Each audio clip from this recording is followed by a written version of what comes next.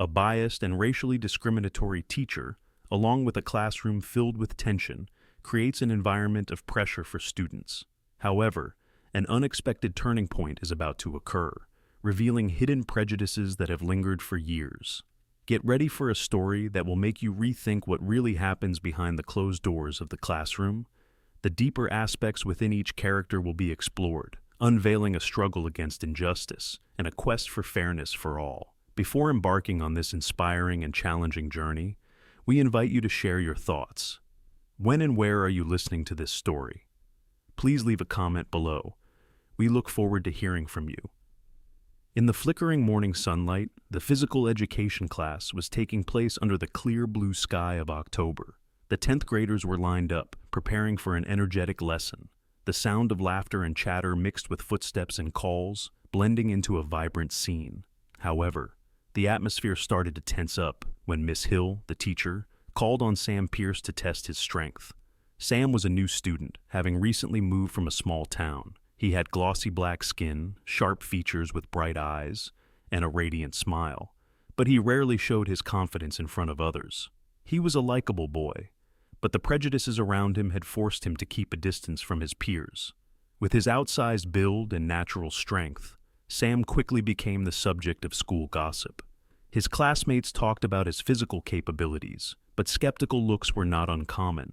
Having been at the new school for only a few weeks, he had faced numerous challenges, not only academically, but also in social relationships. Stealthy glances and whispered words behind his back made Sam feel alone. He often sat by himself during breaks, watching groups of friends playing, secretly wishing he could join them. But each time, he was drawn into negative thoughts, wondering whether he was truly accepted. When Miss Hill called his name, he stood up nervously, feeling as if all eyes were on him. Miss Hill looked him over from head to toe, her gaze holding something indescribable. "Sam, what will you do to prove that you deserve to be here?" she asked coldly, making the air around freeze. The other students exchanged puzzled glances, not understanding why the teacher would single out Sam with such a challenging question. Sam cleared his throat, stepping forward. I will do my best, ma'am," he replied, his voice firm but not hiding his confusion. He knew he had to work harder to overcome prejudices and prove his worth, but Miss Hill's doubt made him feel as if all his efforts might be in vain. Sam thought that being the new kid in an environment filled with judgmental eyes was perhaps a greater challenge than any physical exercise he faced. The tension increased as Miss Hill directed Sam to perform the most difficult exercises she had prepared, her expression undeniably mocking. The feeling of isolation overwhelmed him when he realized that, although he could handle these tasks, could he overcome the invisible barriers the teacher was setting up? Sam took a deep breath, determined not to let anything hold him back, refusing to let these prejudices defeat him. We'll see what you can do," Miss Hill said, then instructed Sam to start the toughest exercises she had prepared, seemingly with the intention of challenging him. First, Miss Hill challenged Sam to perform a relentless series of burpees for 3 minutes. This grueling exercise required immense endurance and strength, demanding Sam to transition swiftly between standing, touching the ground, leaping into a plank, and then jumping back up. As fatigue surged through his muscles, Sam recognized the need to muster every ounce of his strength. Next on Miss Hill's list were the sit-ups. Positioned on his back, hands cradling his head, Sam engaged his core to lift his upper body, touching elbows to knees before easing back down. Each repetition intensified the physical strain, mirroring the psychological pressure he felt from the scrutinizing eyes of his classmates. The final test was a series of sprints across the gym, pushing Sam's speed and stamina to the limit, while his peers watched intently. Despite the palpable tension and doubtful glances, he focused solely on the task, channeling his resolve not to falter. Under Miss Hill's vigilant supervision, each exercise felt like a direct challenge to Sam's very presence in the class. He pondered the excessive nature of these workouts, suspecting they were designed more to test his limits than to teach. Nonetheless, Sam committed to showing no weakness, despite his fatigue and the unfair challenges. As sweat beaded on his forehead, each drop seemed to fuel him, driving him to power through the sprints and master each sit-up. With every completed set, Sam's confidence solidified a little more, countering the skepticism and bias emanating from Miss Hill. Echoing through his mind were the words of his father, spurring him on to move faster and reach higher. "Never give up, Sam, no matter how hard it gets." These words became a beacon of strength, propelling him towards a personal triumph. When the session concluded, Sam stood tall and proud, his breaths heavy, but his spirit unbroken. He had not only met the physical challenge, but had also risen above his own doubts, transforming his father's teachings into a profound personal victory. However, as Sam regained his breath, Miss Hill approached with a sneer, her words sharp and demeaning. "Do you think you've done something special?" she asked, her disdain palpable. "Remember, all they see is a black boy with strength. That's nothing to be proud of." Stung by her words, Sam responded with quiet resolve. "I am more than my physical strength. I possess capabilities, determination, and values that define me." Miss Hill smirked, unimpressed. "That's all anyone will see, a black boy with energy, not talent or intelligence." Her words, meant to belittle, only fueled Sam's determination to overcome not just physical challenges, but also societal biases. Sam knew he had to prove that his worth extended far beyond the narrow views of Miss Hill. "Your prejudices will not define my value," he declared, his voice steady. "I am prepared for the challenges ahead, and I will show that I can rise above them." Determined, Sam faced Miss Hill's sharp gaze, ready to prove that he was not just a stereotype, but a formidable individual in his own right. Each day would be a new opportunity to demonstrate that he was more than what others presumed, and he would not allow anyone, including Miss Hill, to diminish his worth. After the class ended, Miss Hill pointed towards the scattered gym equipment on the field. "Sam, you stay behind and clean up," she commanded in an undeniable tone. "People like you should use your energy for tasks like this." Sam was taken aback by her request. "Why do I have to stay behind alone?" he objected, his voice filled with frustration. Miss Hill shook her head, her expression clearly displeased. "Don't you understand? Want to argue with me?" Anger flared within Sam, but he tried to remain calm. He looked into her eyes, searching for a trace of fairness, but found only indifference. "If you think menial work is the only way for me to prove my worth, then I won't do it your way," he replied firmly. "That's your problem," Miss Hill retorted with a shrug. "You can either do this or face the consequences. It's your choice." With his emotions running high, Sam felt he had no other option. He began picking up the gym equipment, but within him simmered a strong resolve. Miss Hill's words served as motivation to prove himself, not just through physical strength, but through intellect and strong will. As he cleaned, he reassured himself that someday he would demonstrate his worth, not just in sports but in life, and that no one could shape his future with narrow-minded prejudices. In the days that followed, Miss Hill didn't stop at snide remarks, but deliberately made things difficult for Sam in physical activities. "I don't think you have the capability to participate in today's group exercises," she said indifferently, her eyes coldly sweeping over him. "Perhaps you should stand aside and watch the others. We don't want to spoil the class just because one student can't keep up." Sam felt sidelined, as his classmates engaged enthusiastically in team activities. Every laugh and applause felt like a stab in his heart. He watched his peers running and giving their all, while he stood aside, filled with resentment and anger. Even some classmates who had previously supported him now whispered doubtfully among themselves. Each of Miss Hill's comments was a direct hit to Sam's self-esteem. He was furious not only at the injustice, but also at the bias she displayed. Her words constantly reminded him that in her eyes, he was just a black boy, which deeply discouraged him. But his resolve grew stronger. "I can do more than this," he silently affirmed to himself, clenching his fists to contain his emotions. "My skin color does not define my abilities. I will prove that." He knew he had to battle not only the physical challenges, but also the deep-seated and cruel prejudices that Miss Hill embodied. "I won't let anything hinder my dreams and determination," Sam silently vowed, feeling a surge of new strength within. He knew the road ahead wouldn't be easy, but it was these challenges that would help him grow and affirm his own worth. The school organized a basketball tournament over the weekend, drawing the attention of many students and teachers. The atmosphere at the court was buzzing, with cheers and shouts echoing continuously from the stands. Sam's team was in a tough spot. They were losing to their opponents by a considerable margin. Sam stood on the sidelines, yearning to join the game. He had trained hard, but Miss Hill still wouldn't give him a chance, keeping him benched as a punishment for past failures. Watching his teammates struggle on the court, yet failing to turn the tide, he felt frustrated and powerless. With every lost ball or missed scoring opportunity by his team, the cheers from the spectators turned gloomy. Sam felt as if each shout was weighing down on his soul. Why can't I participate? He wondered. Despite his best efforts, he could only stand and watch, his disappointment growing. He clenched his fists, filled with resolve. I can help the team, he thought to himself, though unheard by anyone. Each second passed like a year, and Sam felt each moment gnawing at his self-esteem. As the game neared its end and the team still couldn't recover the situation, his classmates exchanged looks of disappointment, and Sam felt it too. A few classmates, like Jenny and Alex, turned to Sam with supportive glances. "Sam, get in the game. We need you," Jenny called out, her voice full of hope. "You've been practicing really hard."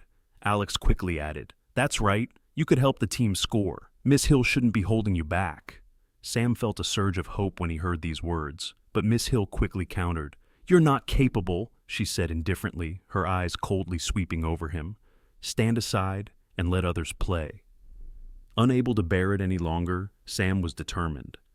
"I will prove that I can do better than anyone here," he said passionately. Despite Miss Hill's firm stance, the calls from his friends encouraged him.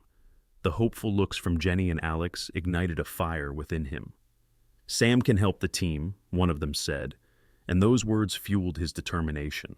Sam knew he was not just fighting for himself, but also for his teammates who needed him.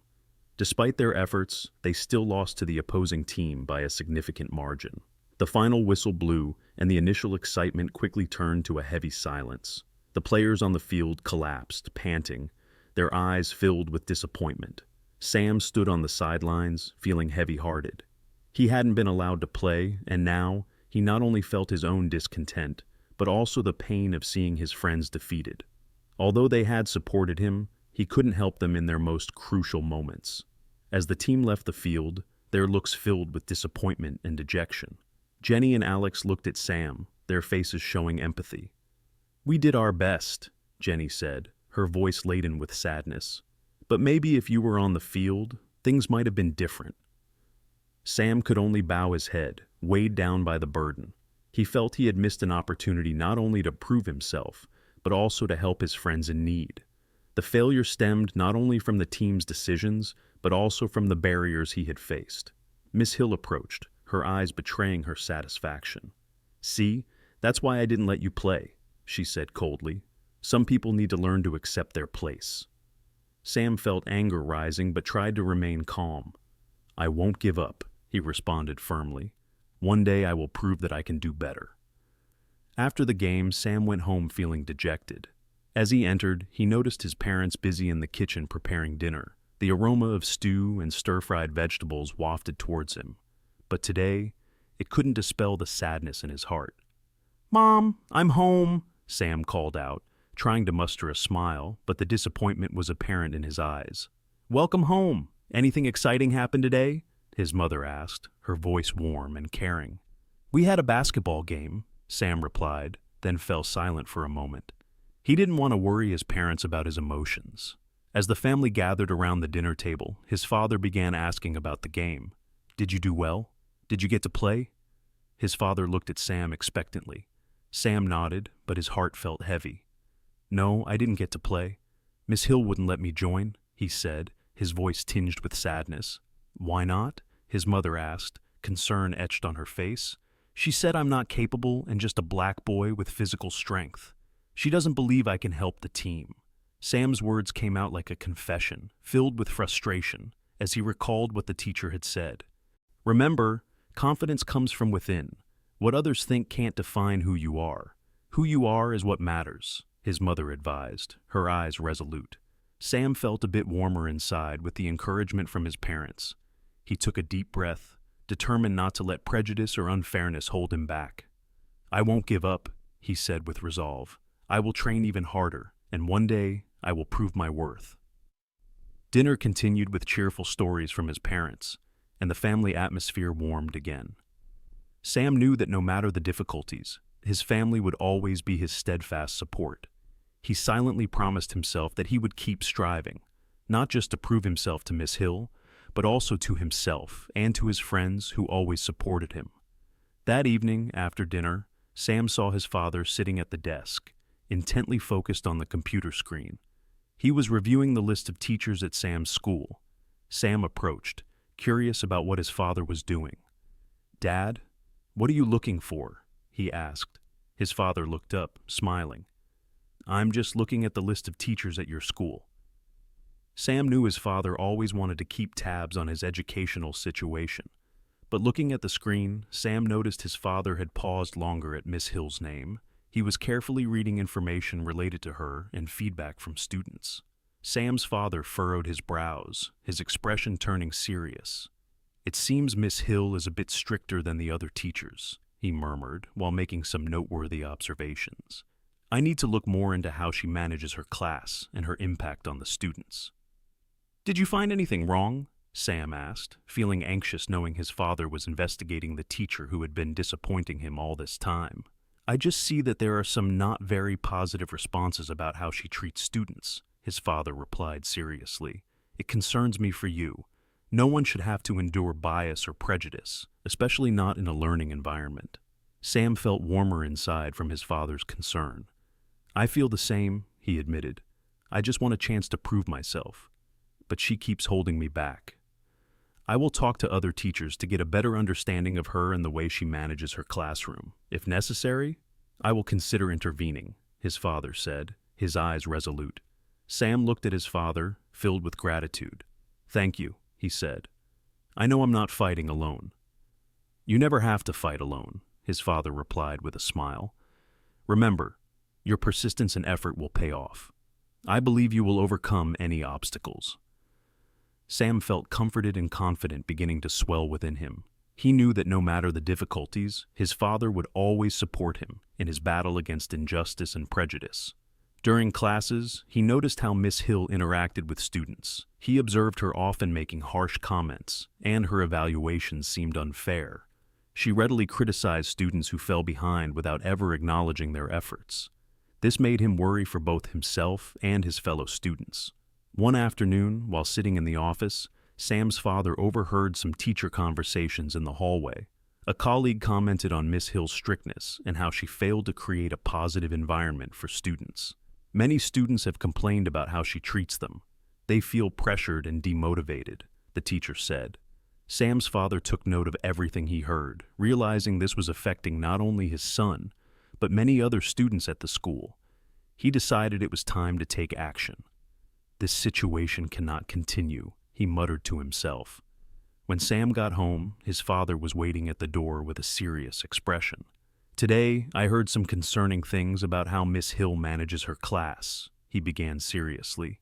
"Many students feel pressured and unsupported." Sam felt relieved to hear this.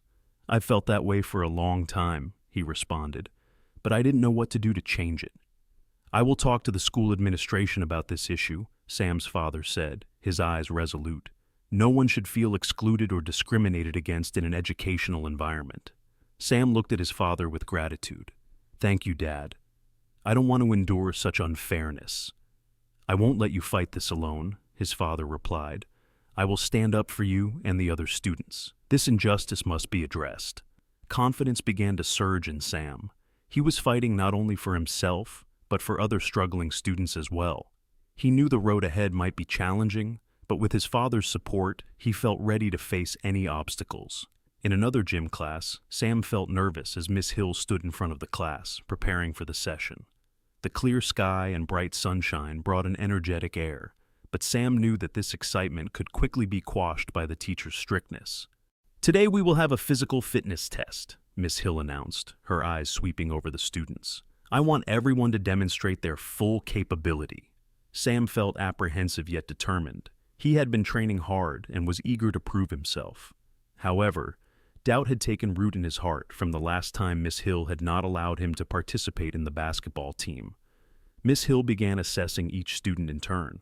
When it was Sam's turn, she paused, examining him from head to toe with a probing look.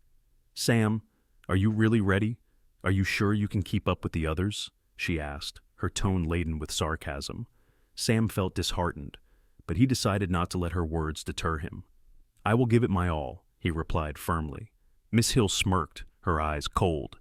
"Very well, but remember, not everyone can pass this test. The only thing you have as a black person is physical strength. You might only do well in some exercises," she said, silencing the class, all eyes on Sam. Embarrassment surged within him.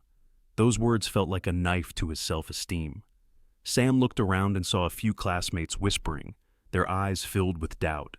He was not only facing pressure from his teacher, but also the prejudices of his peers. As the test began, Sam put all his energy into each movement. He ran, jumped, and performed each exercise with great effort. Despite sweating profusely, he was determined not to let discrimination and Miss Hill's remarks affect him. He knew he was fighting not only for himself, but also for other students who felt unfairly treated. However, each time he completed an exercise, Miss Hill's gaze held no recognition. Instead, she just smirked, as if waiting for him to make a mistake. "Surprising that you could do it," she said, her tone still mocking. "But remember, that's just a given for someone with physical strength, not an achievement."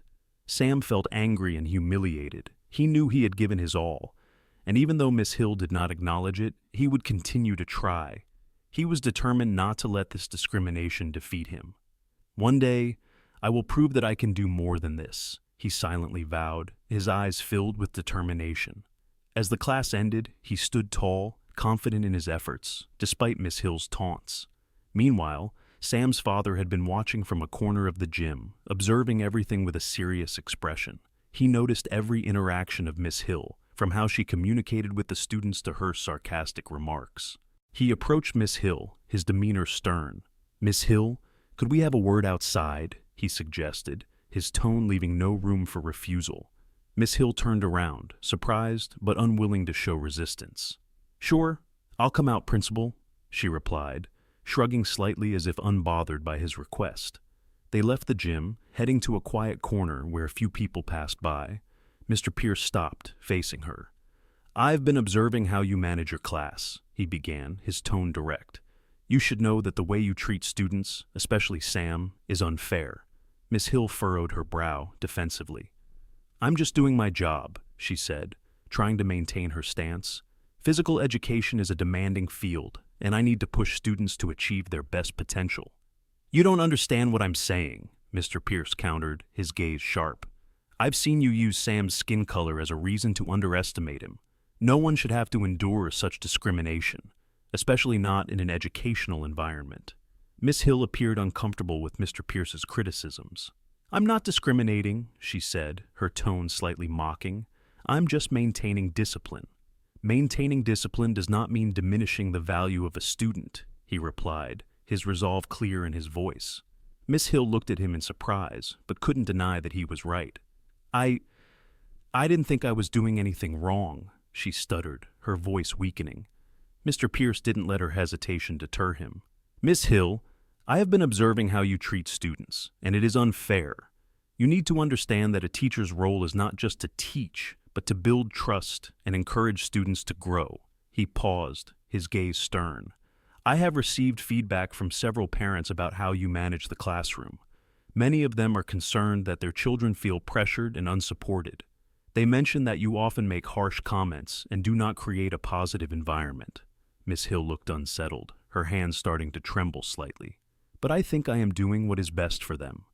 I want them to be better athletes," she tried to justify, but her voice was now lacking confidence. "You can foster healthy competition without belittling students," Mr. Pierce continued. "Support and encouragement are necessary for students to thrive. I cannot stand by and watch a teacher with such influence employ such approaches." He looked her directly in the eyes, wanting her to grasp the seriousness of his words. "If you do not change your teaching methods and the way you interact with students, I will have to take necessary actions. I do not want to do this, but fairness must be upheld." Miss Hill was silent, her expression thoughtful. It seemed Mr. Pierce's words had touched something within her. Perhaps she needed a chance to change, to become a better teacher for the students. "Perhaps I need some time to think," Miss Hill said, her voice softer. Miss Hill, Mr. Pierce started, his eyes sharp. I have been watching how you manage the classroom, and I cannot allow this to continue. What do you mean by that? Miss Hill asked, feeling overwhelmed. I have a responsibility to protect all students, he replied firmly. I must decide to dismiss you, Miss Hill protested weakly. I have experience, and I only want my students to succeed. You may have experience, but that does not justify the way you treat students. I have received too many complaints from parents and students about how you pressure them and undervalue their abilities, he said, his gaze unwavering. They do not deserve to endure that. Miss Hill felt powerless, anxious. I will try to change, she said, but her tone was no longer assertive. I do not want to hear empty promises, he interrupted, his tone resolute. You need to understand that fairness and safety for students are my top priorities. Do you really think that is the best solution? Miss Hill asked, somewhat confused. I have no regrets about this decision, Mr. Pierce stated firmly. I will inform you of the official notice in the coming days. Mr. Pierce decided to hold a faculty meeting to discuss the situation in the school and the issues he had observed. He had prepared thoroughly for this meeting, as it was not just a routine gathering, but also an opportunity to address the shortcomings in the educational approach he felt were inappropriate.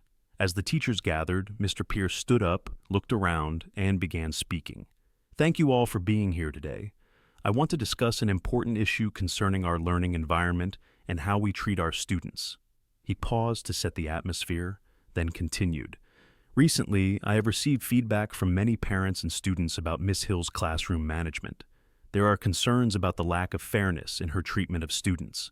Mr. Pierce decided to organize a faculty meeting to discuss the situation at the school and the issues he had observed. He prepared thoroughly for this meeting, as it was not just a routine gathering, but also an opportunity to address the existing shortcomings in the educational approach he felt were inappropriate. As the teachers gathered, Mr. Pierce stood up, looked around, and began to speak. Thank you all for being here today. I want to discuss an important issue related to our learning environment and how we treat our students. He paused for a moment to set the tone, then continued. Recently, I have received feedback from many parents and students about how Miss Hill manages the classroom. There are concerns about the lack of fairness in her treatment of students. The eyes of the other teachers gradually turned towards Miss Hill. She felt tense, an uncomfortable feeling rising within her. I'm just trying to help the students develop, she countered, but her voice lacked conviction. I understand that, but we cannot accept demeaning students because of their skin color or personal biases, Mr. Pierce said, his voice still firm. This affects not only Sam, but many other students as well. A positive learning environment must respect all students, without discrimination. He stared directly at Miss Hill, his gaze unyielding. For this reason, I have decided to terminate your employment.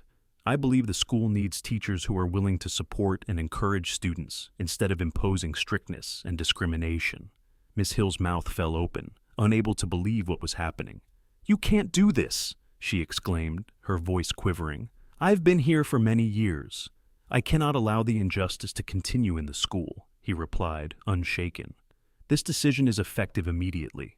I hope this can help you find a better path in your educational career. Miss Hill was stunned, realizing that everything had come to an end. The meeting ended in a somber atmosphere.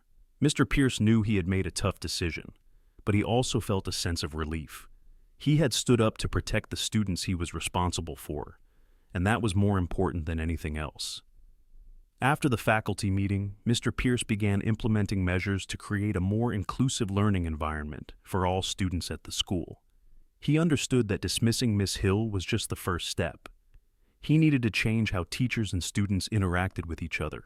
First, he organized a workshop for all teachers on the importance of fairness and inclusivity in education. We are not just teachers, he told the teachers. We are also shapers of character and the future of our students. Every student deserves respect and encouragement, regardless of their background or skin color.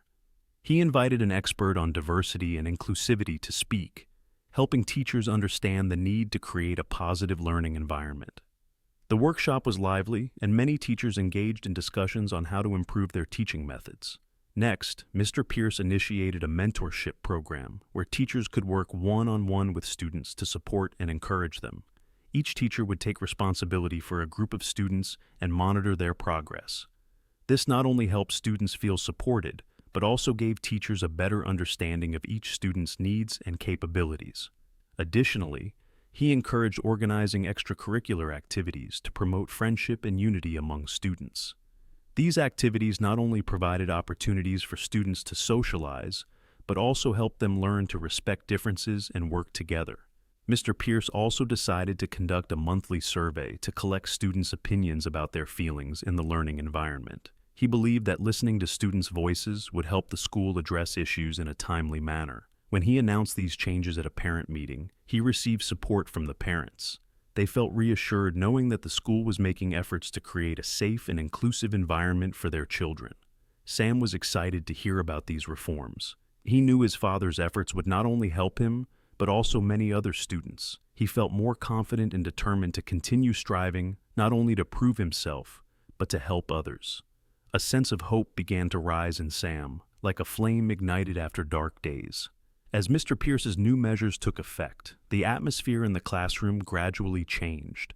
Students began to respect and support Sam more. He no longer felt alone in his struggle. In subsequent gym classes, when Sam participated in group activities, his classmates began to recognize his efforts and talents. Jenny, one of Sam's close friends, always cheered him on whenever he performed a difficult maneuver. "Great job, Sam! You're doing really well," she would say, her voice full of excitement.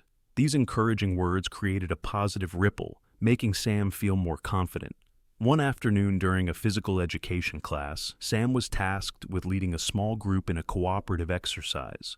For the first time, he felt supported by his peers. As Sam suggested ideas for the exercises, his group members participated and offered positive feedback. "What do you think about trying this move?" Alex, another classmate, suggested. This feeling was different from the earlier days when he had always felt isolated. This support was not only present in the gym class, but also spread to other subjects.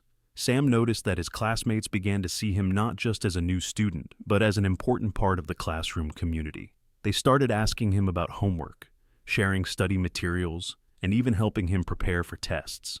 At the end of the day, when Sam got home, he found his father waiting at the door. "You know, Sam," his father began, his voice deep and serious yet comforting, "what happened at school is not just about one teacher or one classroom. It really serves as a reminder that change is entirely possible, but it requires courage to speak up and stand firm against injustice." Sam nodded, his face reflective. "I just hope this will make a difference not just today but in the future," he said, his voice full of thought.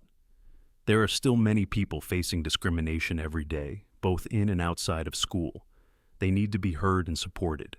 His father smiled. "Exactly, Sam. Each of us can be a voice for those who cannot speak up for themselves. Our small actions can have a big impact." "I will keep trying," Sam said, determination in his voice. "I want to make people feel respected and no longer have to endure such discrimination." "I am very proud of you," Mr. Pierce replied, his eyes warm and trusting. "Remember, every step you take is part of a larger journey.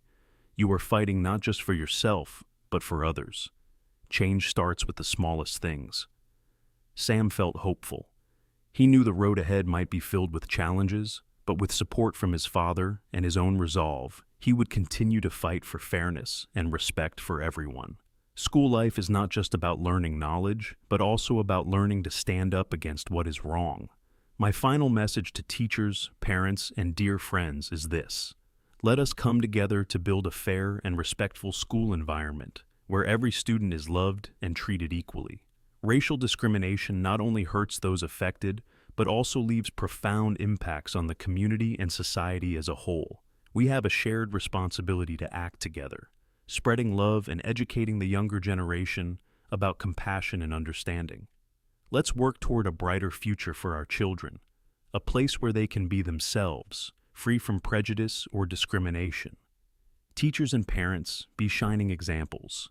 Listen and guide the children on the values of unity and respect for differences. If you find this message meaningful, don't forget to follow this channel and share this video to reach more people. Together, we can create positive change.